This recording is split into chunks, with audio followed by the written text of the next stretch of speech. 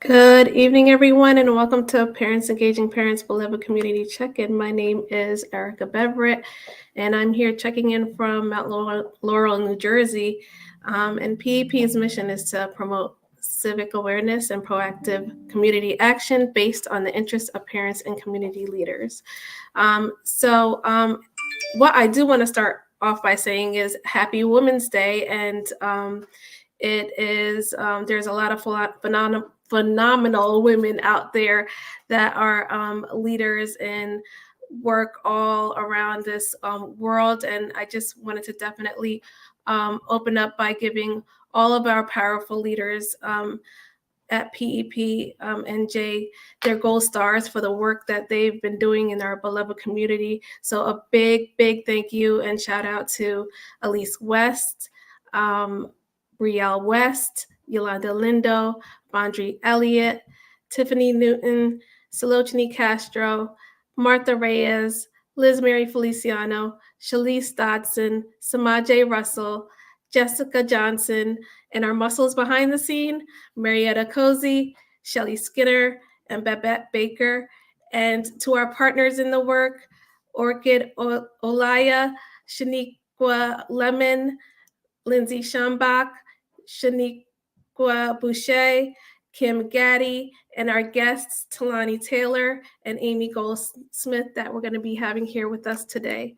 Clean Water Action is here with us today to share with us some eco-friendly tips that we can be using within our lives. There's a big push for everything to become more green so that we're more and become more conscious of the way we're living our lives and being good to our earth and each other. So with that, I am going to bring to the stage Amy Goldsmith, who is the director, New Jersey State Director of Clean Water Action, and also Tolani Taylor, who is our zero emissions and warehouse organizer at Clean Water Action. Welcome to Parents Engaging Parents Beloved Community. Hi. And Tolani, hey, everyone. Thanks. Happy Women's Day to you too, Miss Elise. Miss Elise is on Facebook, and she is shouting us out as well. Happy Women's Day to you too, Miss Elise. We love you. Amy and Tolani, I definitely want the community to get to know a little bit about you. So I'm going to go through a series of questions so everybody can get to know who you are. So tell us actually, Amy, who you are, where you're from, where you grew up. Okay. So as Erica said, I'm Amy Goldsmith. I'm the New Jersey State Director for Clean Water Action, and we're a national organization that work very much at the grassroots, but also in City Hall, the State House, and at the national level on a whole variety of water, justice, health issues. And I grew up a lot of my life on Long Island, New York, but I also grew up in Queens. That's where I went to high school, and I went to school in Minnesota, and I lived in Boston, and I've been here in New Jersey since 1992. Okay. So that's kind of my little traveling geographic journey. Nice. And how about yourself, Tolani? Where were you raised? Hey, I was up until like the age of 8 or 9 years old, I actually lived in a lot of different towns throughout New Jersey. So I was born in Freehold, but I've lived in Rahway. I've lived in Lakewood, Millstone, Burlington, Willingboro. So I would say the place like where I grew up, I would just say Willingboro. Okay. Willingboro, New Jersey. Okay, and I'm familiar. I was once a resident of Willingboro as well, so shout out to Willingboro community. Yes.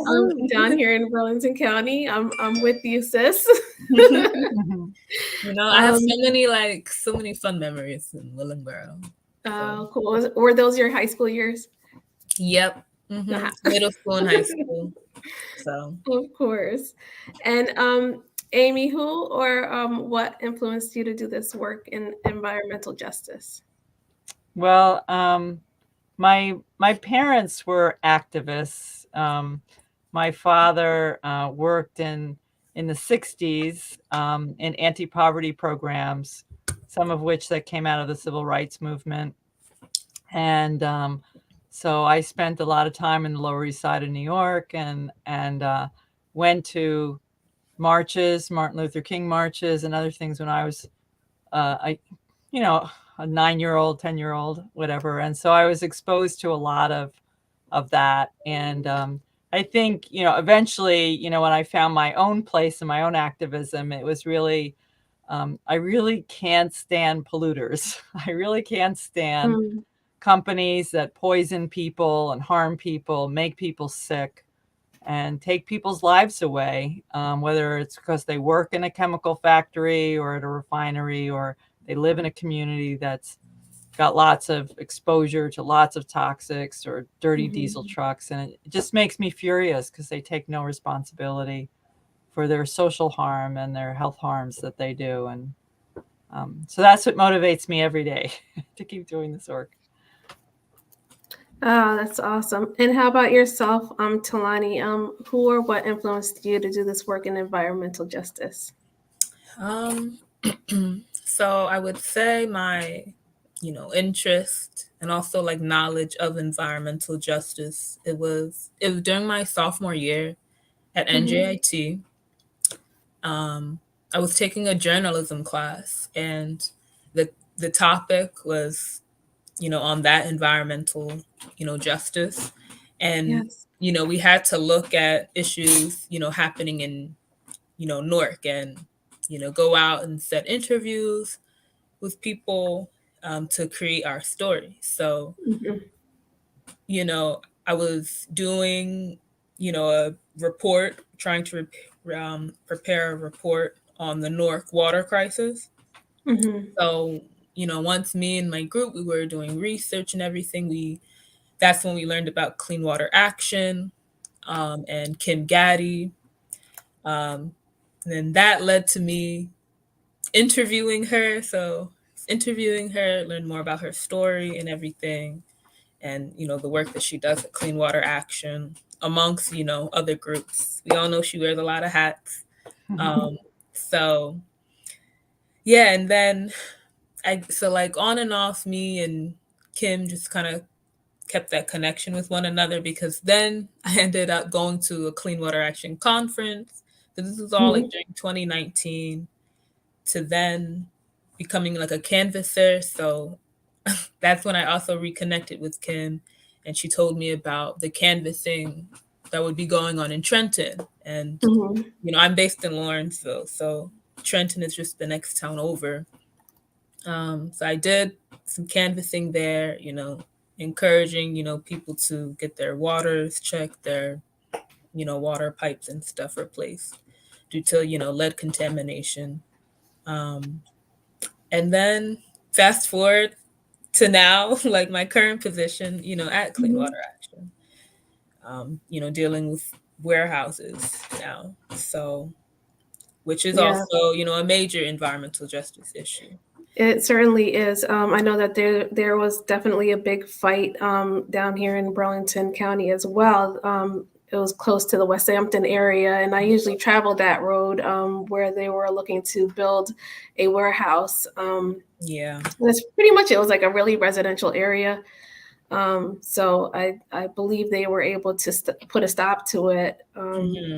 They're no longer building on that land. It's all it's farmland pretty much there.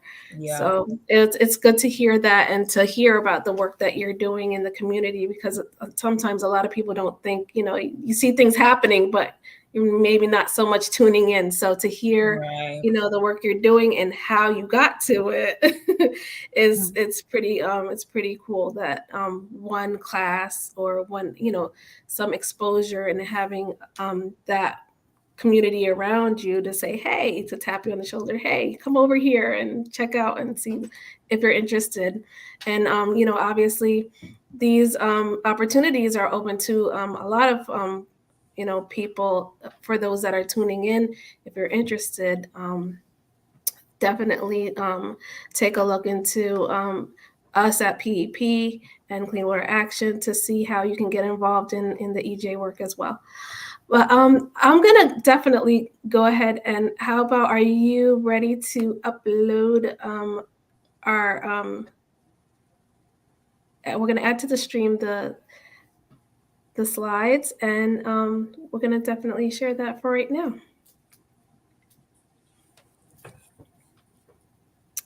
And here we have presenting Amy Goldsmith, New Jersey State Director, and Tolani Taylor, Zero Emissions and Warehouse Organizer. And they're going to share some tips and tricks on becoming a little bit more eco-friendly. Okay. So when we go to the next slide. So I'm going to do the first part, and Tolani's going to do the second part. And, a lot of times, a lot of the work that I do day in and day out is more on the politics of getting the solutions that we seek, or doing the outreach that gets to action. So the work that we're doing with PEP is around, lead service lines, making sure people know if they have a lead service line, get it replaced, get government or utilities to take action and do the right thing. But there's also things that people could do at home. And this is really important in part because there's so many things that you're exposed to in the community, whether it's dirty diesel, or maybe there's a manufacturing facility, or maybe there's a scrap yard next to you. So you're being exposed to the cumulative impacts of many things, but you're also being exposed to things in your house, cleaning products and pest control things that you might use that are harmful to you. Sometimes you think you're doing the right thing and disinfecting, but in fact, you might be causing you or your child to have, asthma, attack because you're being exposed to things. If you can, there you go. And so here's some things that you can do that's really cheap. And you could use it to make, in some cases, you can use it to make a cake or cookies, or you could use it to make your salad dressing for your coleslaw. But, most of the things that I'm suggesting are things that might already be on your shelf and very cheap. And as you know, when you're buying cleaning products, they're very expensive. And especially if you're trying to buy ones that are more, less environmentally harmful. So just a few ideas here for you. If you're trying to disinfect something, like you got meat on the counter, or you're trying to disinfect from germs, hot water works really well, as does, if you're going to use bleach, which I recommend not using too much of, or at all if you can avoid it, is really to spot treat it and only use bleach at 1%. 1% bleach is considered disinfectant grade. So you don't have to pour a whole bucket of bleach all over the place. So that's one thing to think about. The other is that if you have, if your skin gets irritated, a lot of people put bleach in their laundry. To be honest, you don't always need everything bleached. I mean, maybe you have some like really amazing white blouse that you want to make sure is really bleached, but in most cases you don't need bleach grade clothes. And it is an irritant to your skin. So if you have sensitivity, you don't want to be using that. You certainly don't want it on your undergarments, which are really close to you, close to your skin. Remember, your skin is porous. So drain cleaner, you could, I'm sure some of you use these tips, use baking soda, chase it with some vinegar, follow it with some hot water. And, plungers are amazing things. They don't just work in toilets. You can use them in a sink to unclog your drain. So again, things that are not toxic. A general cleaner, you can use a Murphy's oil soap, or a product different than like a Comet or an Ajax brand. Bon Ami is just made of minerals, so it doesn't have a toxic quality to it. But if you want to disinfect something, you could put, that Ajax or that Comet that has bleach in it, just put it on your sponge and just clean that isolated spot instead of a whole counter.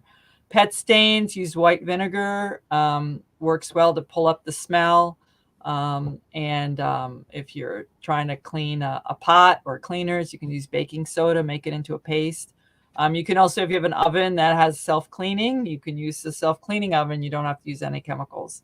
And window washing, you can use water and white vinegar. So you see there's a theme here. Like if you have baking soda, white vinegar, hot water, you can do a lot of things in your house.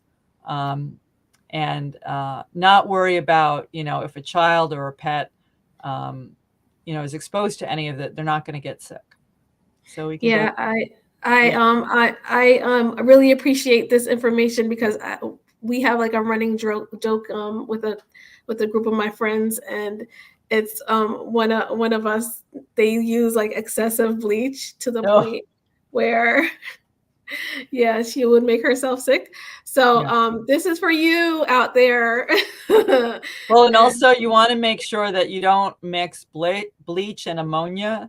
I know when I grew up, my mother always used ammonia to clean pots. But if you mix bleach and ammonia together, you'll get an explosion.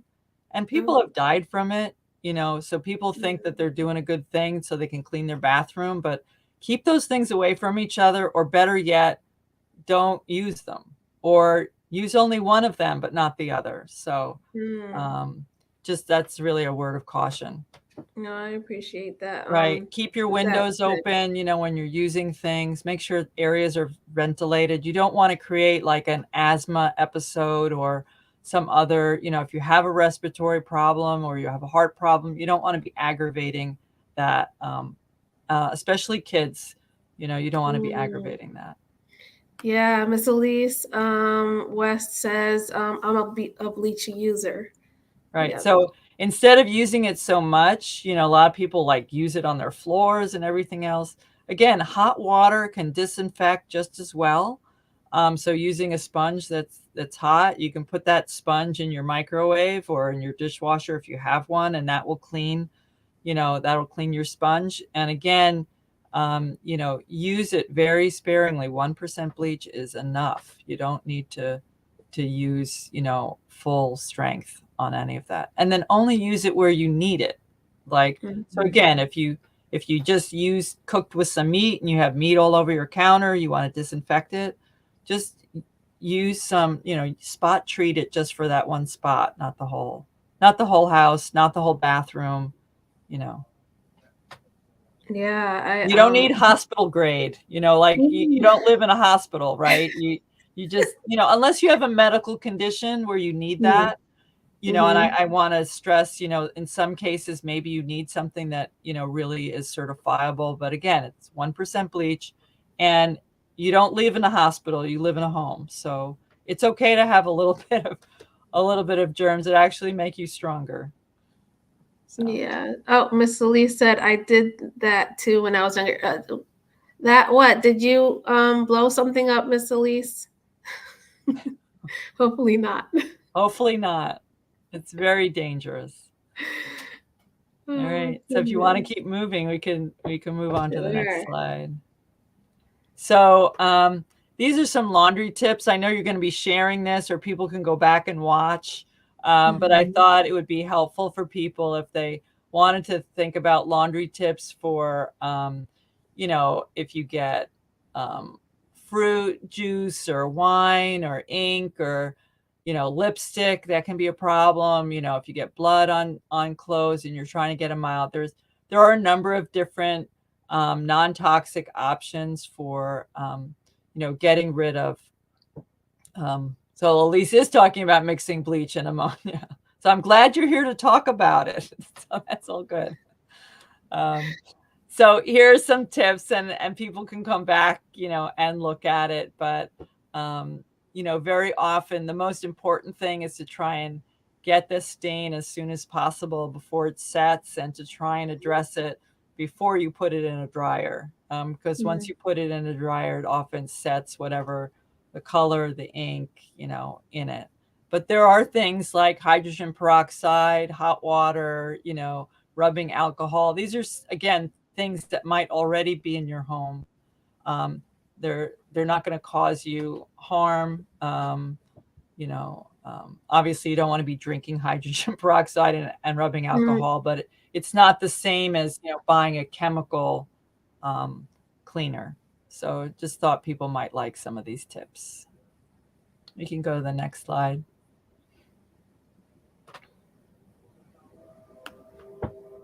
So oh no, not the crawlers.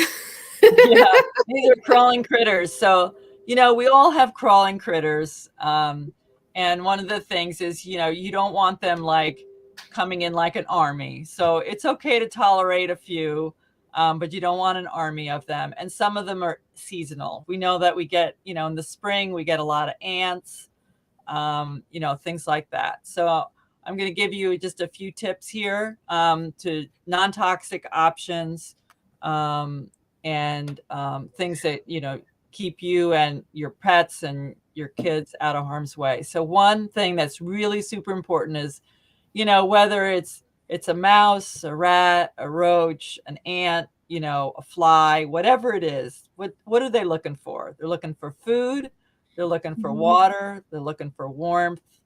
In the case of some critters, they like wood piles and trash. So if you remove those things or put them in sealed containers, they're less likely to wander around. So some of that stuff is just practical and things to do, and that's important. The other thing is you can find out where they're coming in from, like watch them walking into the house, right? And then seal that up. You can use caulk, you can use other sealants.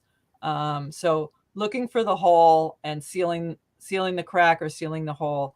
If they can't get in, if you seal it up, they can't come in, right? So that's another important thing. And it's good if you're sealing these holes, it's good for your energy efficiency too, right? Because you're not letting all the breezes come into your house. So you get a double benefit.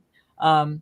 Another thing to do is I've actually had ants come in my house, and you can see the cat food walking across the kitchen floor. They pick it up and they just walk across the floor with it. So, there's a couple of things. One is that if you see where they're coming in, you can either put down hot pepper or cayenne pepper or vinegar, lemon juice. They don't like that peppery. They don't like Tabasco sauce, and they won't cross the line. So if you know where they're coming in, generally you can put that on the floor. If a pet or a kid, walks along it, they're not going to get harmed by it. They might go, ooh, that's hot, but they're not going to get harmed by it. Some people use boric acid, but boric acid does have some toxic properties to it. It is a less toxic option, but it's not. I wouldn't advise using it, especially if you have pets or kids crawling around the floor. When you said for the boric acid, what are some of the health? It's just it does have there's a poison control message on it. So you don't want to if you can avoid using it. It's not the worst thing in the world. It's certainly better than other things, but I just generally stay away from it. And then the other thing I do sometimes is, the ants come in, and I just literally sweep them up in a dustpan and take them outside. It's another option. So for mice, rats, critters like that, there's the old-fashioned snap trap. They will kill them, but at least it's not toxic. You can use a live trap, which is the one that's in the middle that looks gray. And they go in, they get the food, it closes up on them. You can take them outside. And the other one, it's a little harder to see the picture, but it's actually a glue stick trap. So they walk in, and then there's sticky stuff on it, and they get stuck to it. They don't die, but they are stuck to it. It's not my preference. I would use a sticky trap kind of thing, or a roach motel. There's also have these ant hotels where you check in, but you never check out because they get stuck to these sticky traps. The same thing with pantry moss, very similar. If you have pantry moths getting into your flour or your rice or things like that, you can get these sticky traps. You just go to a hardware store and you can get that. So you asked about mint. Mint can be a repellent for certain things. I don't know if they are a repellent for rodents. They are a repellent for some outdoor kind of garden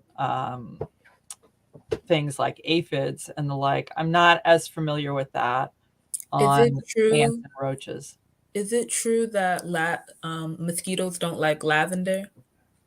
They lavender or like a citronella, which also does have some, chemical properties, but you can use those as well.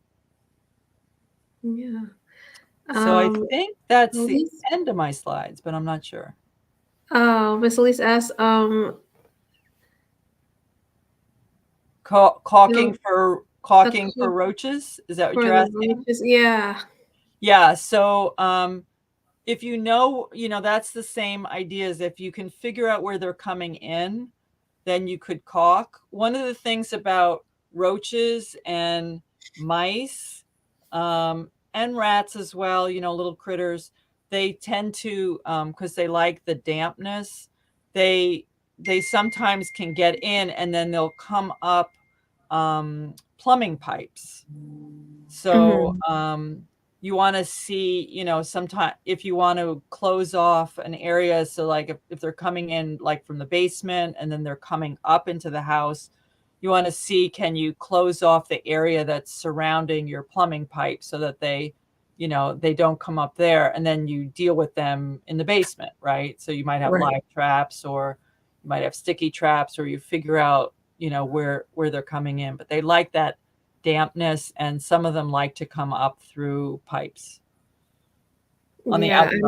Once the weather warms up, it seems like the ants come marching out. Yeah, especially with the mulch. Like if there's a mulch around your home. Like if you see like outdoor, like they call them pavement ants. I mean, they're not doing any harm. Ants, and roaches for that matter, they don't carry diseases with them. So, it's really, what are you willing to tolerate, and what aren't you willing to tolerate? And, if there's outside, they're running around outside on your pavement, just leave them alone. I mean, they're not doing you any harm. But if you really don't like something, another thing you could do is you could use hot water on, if you have a whole colony of them, you can pour hot water on them, and that'll get them. Yeah. So there's a question about mothballs. Mothballs are really dangerous. They are toxic. It could send you to the hospital. Kids often think they're candy. So you don't want to be using mothballs. And also it makes your clothes really stinky. So, yeah, that's all I knew about them. I didn't necessarily understand why they were to keep moths away, I suppose. Yeah, to keep the moths away. Yeah. Okay. So you could use cedar. Another thing you could do is actually just, if you have like sweaters that you want to protect, or you have jackets you want to protect that are wool. I mean, that's really what moths attack, is wool. You can put them like in a sealed bag. If you say if you bought some sheets or something, sometimes they come in those plastic bags with the zipper on them, or you could probably go to a dollar store and find something you could use. You could, seasonally, you could wrap them up and put them in. I don't know what that coyote piss is about, but I'm gonna let that one be explained by you guys. I don't know that answer. Coyote piss is good for what? Maybe rodents? No idea. I'll let her explain that one. All right. So we want to keep moving. So yeah, we'll probably get back to that one. I bet we will. Let's revisit that one. So as we get to the spring and summer, some of you probably wondered this winter, like, did we actually get winter, right? Well, we didn't really, but you probably were even outside thinking it was summer. But in any case, there's a lot of, you want to enjoy the outdoors. Hopefully, you're not allergic to bees, but, we want to make sure everybody's safe and can enjoy their time outside. So these are some ideas. Carpenter bees, they don't actually have stingers. Carpenter bees are those big bumblebees. You see them fly around. They're pretty slow. You can buy these very inexpensive boxes. You see where it says Carpenter Bee House, and you put it where the bees are. You can also look and see where the bees are coming in, and you can bang on where they are, get them to come out, and then plug the holes. That's another thing you can do. Some people buy these weird zappers, or like, I guess they have batteries in them, and you zap, and you can like swat them and kill them, and they have like a little electric shock in them. My neighbor uses that all the time. There's also you can buy, or you can go online and make your own, using a soda bottle, but putting some sweet stuff into a bottle, or going to a store and buying these yellow jacket and hornet traps.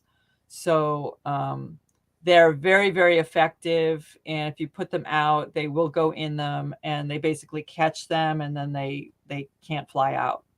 So these are all, non-toxic options. Don't spray your backyard. It doesn't work. Don't, if you can avoid spraying yourself, it's good. There's concern about ticks. So, dress properly for ticks, because you can get very sick, as my daughter has gotten from Lyme disease. So, you want to take precautions, but for these kinds of things like wasps, bees, and hornets, there are things you can very easily do very cheaply and get the results you want. And again, carpenter bees don't sting. They don't have a stinger. But wasps and hornets and yellow jackets can be very aggressive and, bite like crazy. Yeah. Yeah. Okay. So Miss Elise answered our question. She said it's for outside by the trash, as far as the coyote piss, if you're just tuning in. Yeah. To keep the vermin away, and she said it keeps the rats away. Right. One thing that I do, I have a lot of groundhogs, and I live in a very dense neighborhood. Every house is right next to each other, but I live near a river, and so we have groundhogs and possum and skunk, and actually there's deer that run around, on the edge of the river, and we get these groundhogs, and they just dig holes, all the way across the yard and underneath all kinds of things. And we found the effective thing is, if you have cats, if you don't want to send your cat out to a groundhog, because they're pretty aggressive, but you can put cat poop down the hole, and they really don't like cat poop. So you can fill up the hole with cat poop, and they will eventually they'll go away. The other thing you could do is, if you have access to a hose and water, you can pour water down the hole. They won't drown. They don't like water. They'll just leave, and look for some other place to go. So those are my, you have your pee stories. I have my poop stories. So I thought I'd share. Wait, Miss Elise, you said fry them, or you're frying the rats, or what are we frying here? I'm not frying it. Yeah. I'm scared, but you know what? Obviously that is a delicacy for some folks. Yes.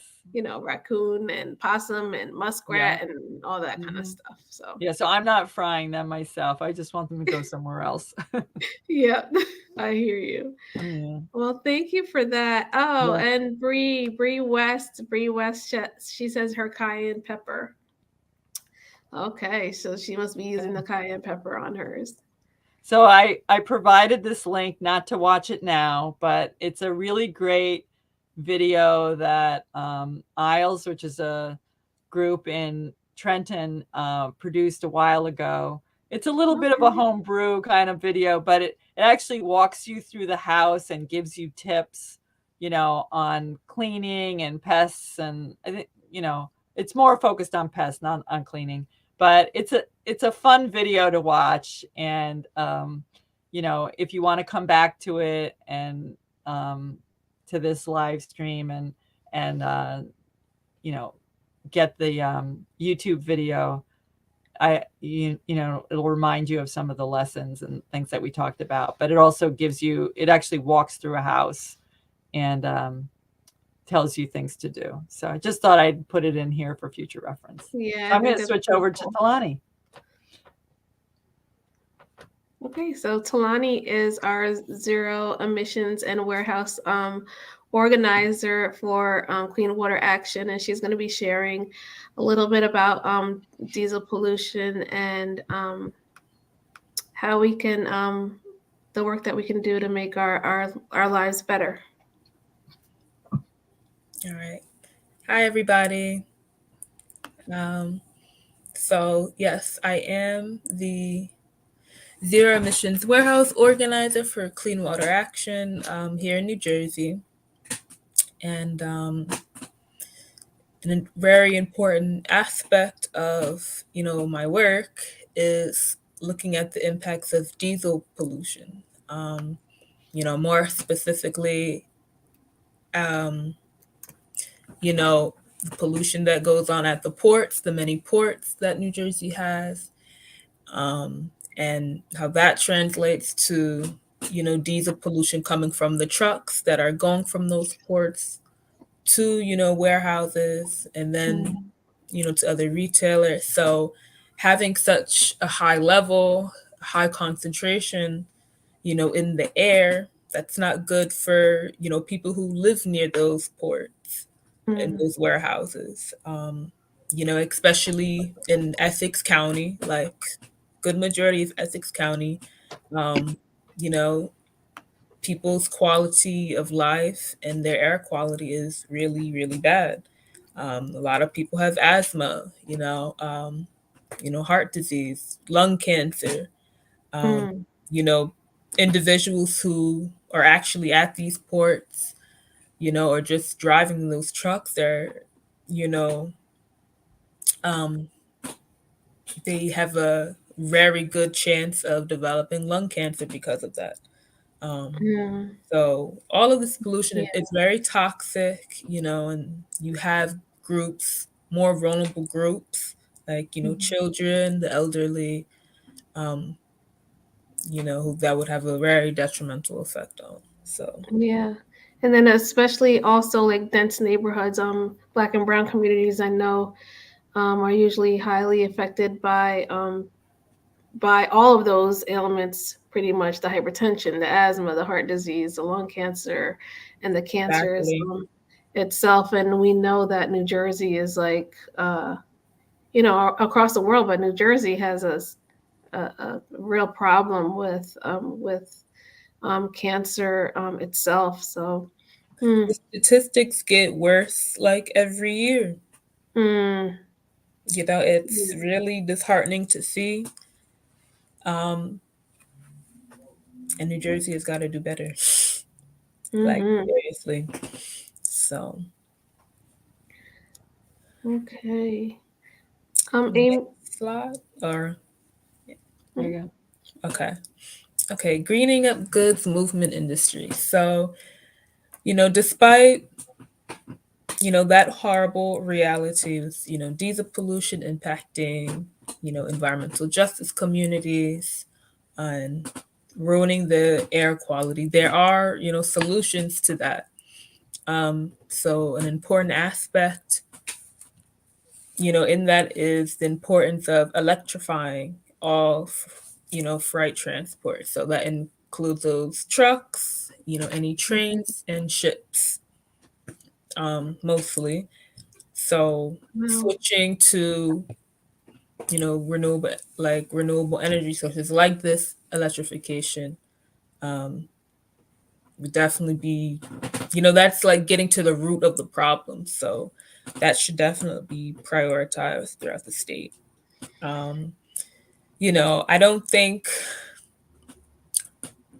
I definitely feel like New Jersey is at a point where it should stop building all these warehouses because there are more than enough.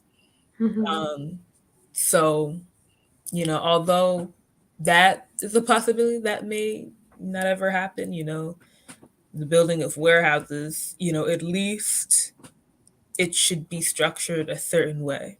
And, an important thing to keep in mind is including, solar power energy. Not just warehouse buildings, but any type of building structure that you're making. You see people have solar panels on their homes. So, the same can be done for many other buildings. Yeah, I have, there's a couple of schools in the community here in Burlington County that actually use solar power energy. And I've been seeing it more and more on homes, but and I know that it's good for the environment, but is it or Amy or Tolani, do you know if it's like more cost effective? Because it's just kind of like the cars, right? Like all the electric cars are way more expensive than the fuel cars. So I think over time, as more and more people do it, the cost of it will go down. If I'm not mistaken. Right, the technology is moving so fast that you could have had a solar panel that would have had to cover your whole house to get power, but now you can use a solar panel that's a quarter of the size. So a lot of they're trying to figure out ways to make the panels more efficient, because they do use materials that are not recoverable, or you're still, it does take energy to make the solar panel. It does use rare metals and whatever, but they're making them so they last longer, that they're smaller. There's things like solar shades. There's things that are going on windows, not just on roofs. I mean, there's just a whole lot going on that will keep bringing the cost down. And if we make buildings more energy efficient, then it won't take as much power to do it. Or if we put windows properly so that actually light comes in our windows, you can use more natural light. So I think there's a lot of things going on that'll change over time. And even with electric cars, they're going to keep coming down in price. And I actually have an electric car, but I couldn't have afforded it to buy it, but I got a Chevy Bolt, and I got like $11,000 of rebates off of it, which made it affordable. And I don't have to go to the gas station, and maintenance is a lot less expensive because you don't have to do oil changes. You don't, there's a whole lot of stuff you don't have to do. So, sometimes a front end cost becomes, a much cheaper cost over time. So not all electric cars are affordable, but some are more affordable. Yeah, now I rebates right now to consider. Yeah. Yep. Go ahead, Tolani. Okay, so yes, electrification, solar panels, and when it comes to warehouses, the warehousing industry, there are certain routes that trucks have to take, but when it comes to this, moving forward, they just get their own route, and that's it. You cannot pass through schools, parks, or EJ communities because, especially if it is not electric, it may not be electrified. Like, we shouldn't allow those trucks, right, if they didn't make that switch, to be in those spaces, because it's in these areas, there are people's neighborhoods that they're being impacted by the bad air quality. So Okay. That should definitely give, companies, warehouse developers the incentive to structure their warehouses if they are going to build warehouses a certain way. It has to meet certain standards. Yeah. So it's not impacting, people. And then on-site stormwater management for warehouse buildings. So, what tends to happen when these warehouses are built is that it definitely makes it, very difficult when maybe there's like heavy periods of rain and you get a lot of, flooding. So, not every warehouse developer has dealt with this Right. properly. And, that impacts, the environment a lot. It impacts a lot of people. Yeah. And when we talk about EJ communities, this pretty much means neighborhoods surrounded by freeways or like industrial Freeways, facilities. ports, Uh-huh. warehouses, like incinerators, like, any polluting source. Yeah. So, yeah, Interesting. implementing that, is important. Okay, political action. So there are definitely things you can do to definitely be, serve as an advocate for certain environmental standards to be met. And some of the ways to do that is by getting involved in your government at the local level, the state, and federal. And there are definitely resources out there where you can do that. You could email your legislators, you could call them, you could schedule a meeting with some. And I think doing that and being consistent and having, an organization aligned with your goals and your vision to help you do that, to amplify, more voices so these representatives can hear your concerns. That would definitely make a very big impact.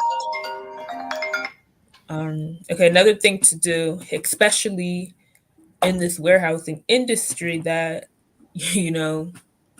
is happening right now in New Jersey, is to pay attention to your town or city zoning, ordinances, which is, it's basically like a law saying, okay, this is where you can build and where you cannot build type of thing. And sometimes these set of laws, they tend to change. And the only way you know that is by attending these planning board meetings, because that's when they'll usually say such and such. The planning boards still need to take the time before they actually approve anything. And then the town council is the one who basically makes that decision. So paying attention to any, changes and, looking at your town or city's master plan, it's all very, essential, because it definitely makes a difference between, influencing your planning board, influencing your town council to say no, versus being in a lawsuit, like you as the resident suing your town because they Right. made this decision for a warehouse. Wow. Yeah, and most times, when it's just the residents going up against a big warehouse, like the fight is really hard. It's Because really hard if they don't have an attorney, and they Mhm. didn't use like a professional land planner to just kind of see where that developer, the points that he missed, because that is something that they could use to defend, themselves, defend their cause. So Right.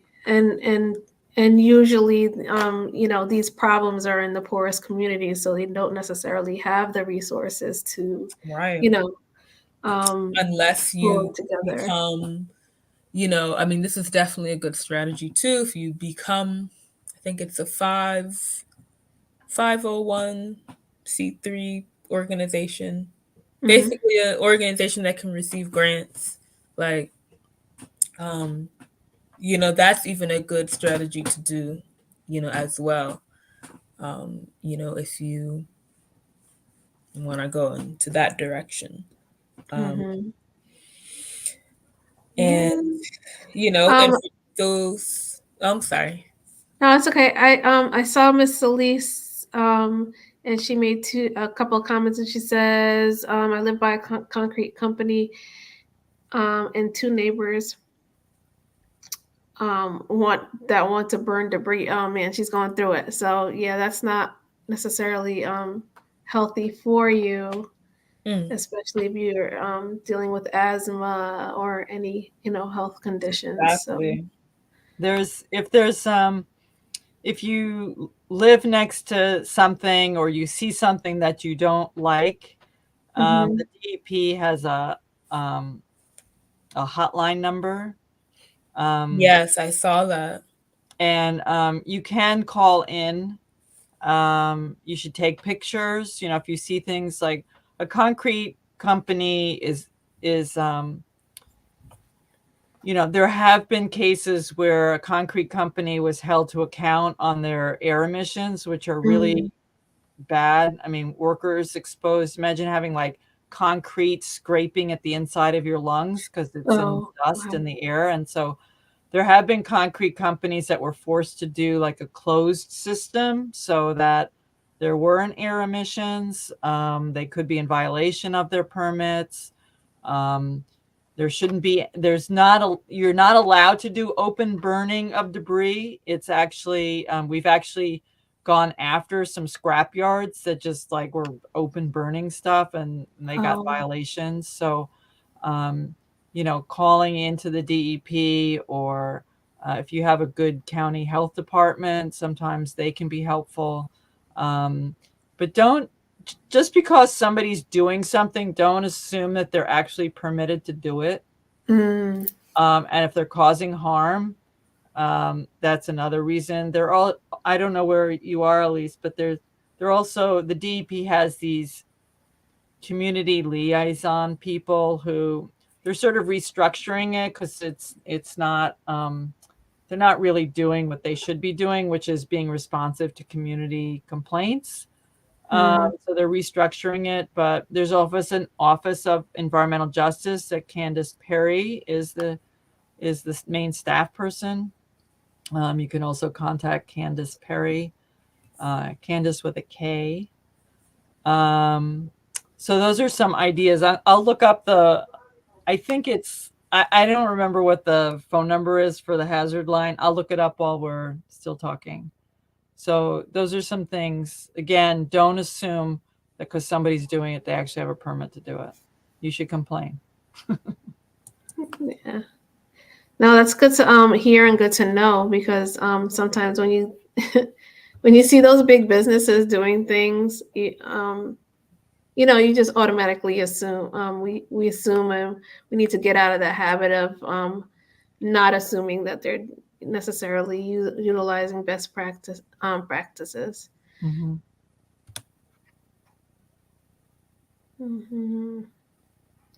Miss Elise, she's in East Orange, and I'm about so to it's share the number. The number is 1-877 WARN-DEP. So that's the DEP hotline. You can call it 24/7. So it's 1-877 WARN-DEP. Okay.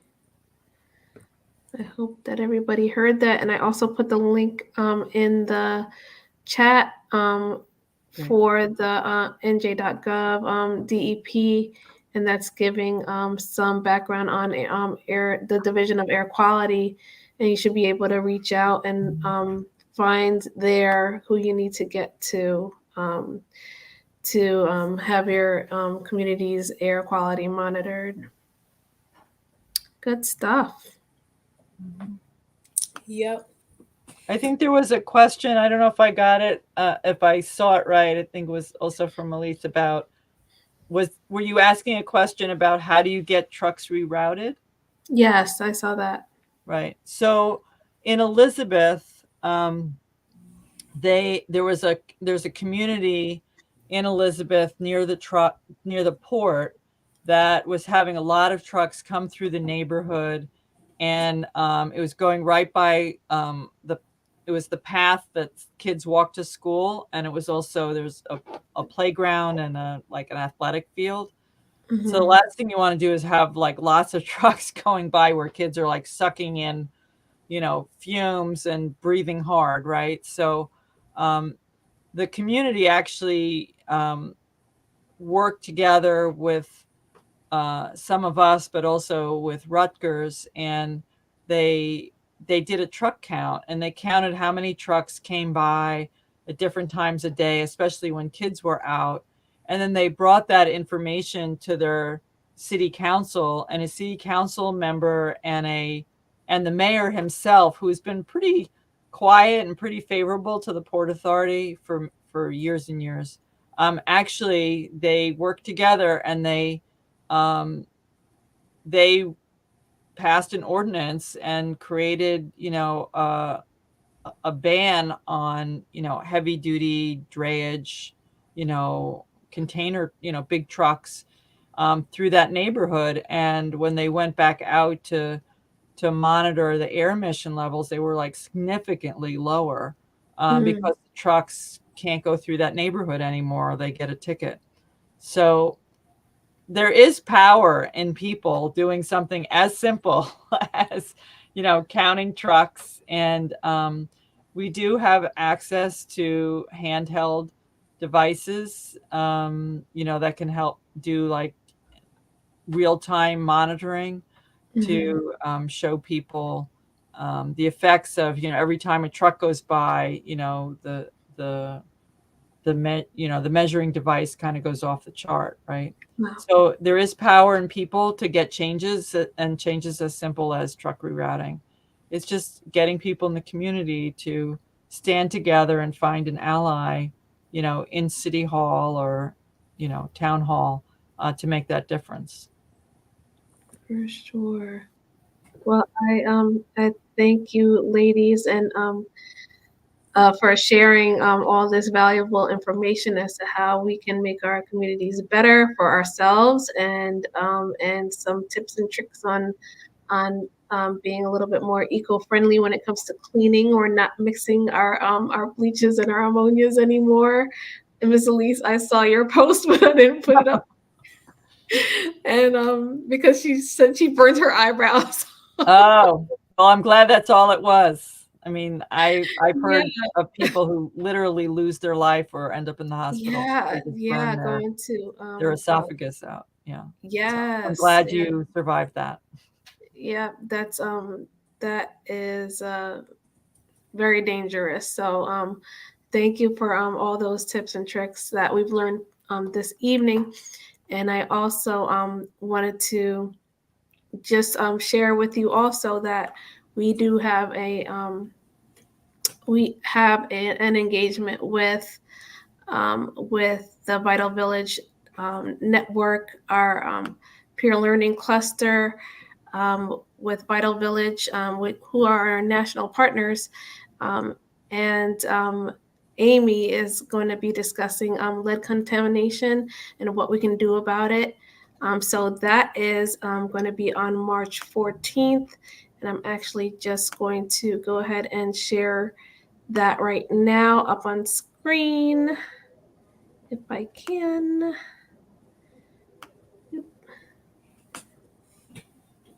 Oh, it's in the background. How did that happen? Okay. So how about this? Oh no.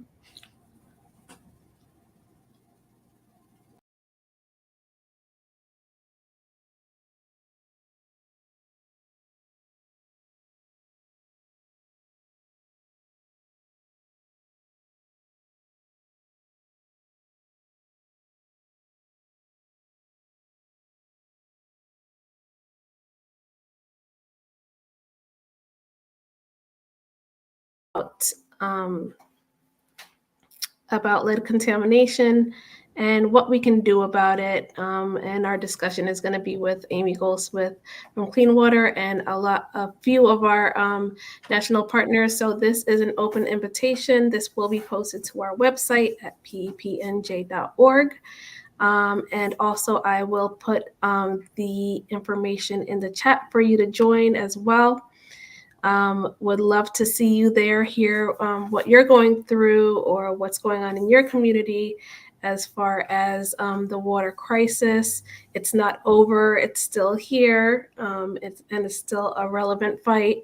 So let's tune in and find out what it is that we can be doing for our communities. And if you hear or heard about lead replacement lines programs going on, please take advantage of those. It's going on throughout the nation, throughout New Jersey right now. It's going to be healthy for your families. It's going to be healthy for you. We want to continue to hold water companies accountable for providing us with the cleanest and the best water that we can possibly have. So that's one way that they are taking heed to doing that. So please take advantage of that. And also, if you would like to hear more information like you have heard today, please support us and support our grassroots initiative. We have a grassroots giveaway where we give away free produce and food for the community. And Miss Elise, she is our powerful leader who is there usually in East Orange on Dodge Street and Glenwood Avenue, giving out free food. All you have to do is register and come on out. So everybody, thank you for tuning in to Parents Engaging Parents. Please, again, donate to www.pepnj.org. And thank you, Tolani and Amy, for joining us. It's a pleasure. We're glad to be with you all. All right. Thanks. Have a great night, everyone. Bye. Bye.